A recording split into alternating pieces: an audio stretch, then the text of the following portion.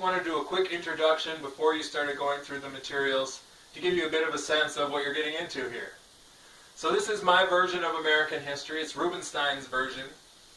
If you go to a different class with a different professor, you're reading a history book, you're watching a documentary, all of those sources are going to give you a different story. And the reason for that is because there's too much to tell and people have to pick and choose what they're going to share.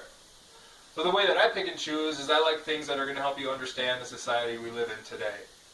Whether it's social, political, cultural, economic, whatever it is, it's going to help you understand our society and help understand how our society came to be how it is.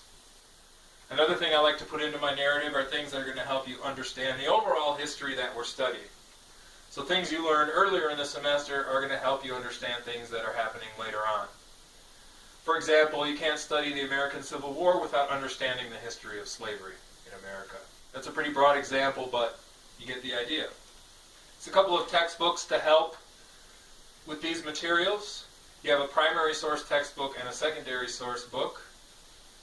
A primary source is a source that comes from the time that you're studying, produced by someone there. It can be something they wrote, like a memoir or a letter or a book. It can be something they drew. It can be some piece of art. It can be an article they wrote. It can be an official document. It can be all kinds of things from the time you're studying. That's a primary source. A secondary source is something that someone writes about what happened in the past, like a historian would do.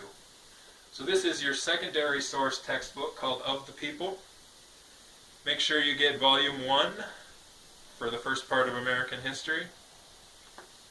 And your primary source textbook is called The American Spirit.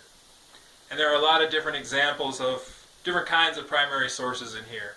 So you'll get a good sense of that. So get started on the materials. If you have any questions or anything, don't hesitate to email me. Let me know. I'll be very responsive. So having said that, good luck and talk to you soon.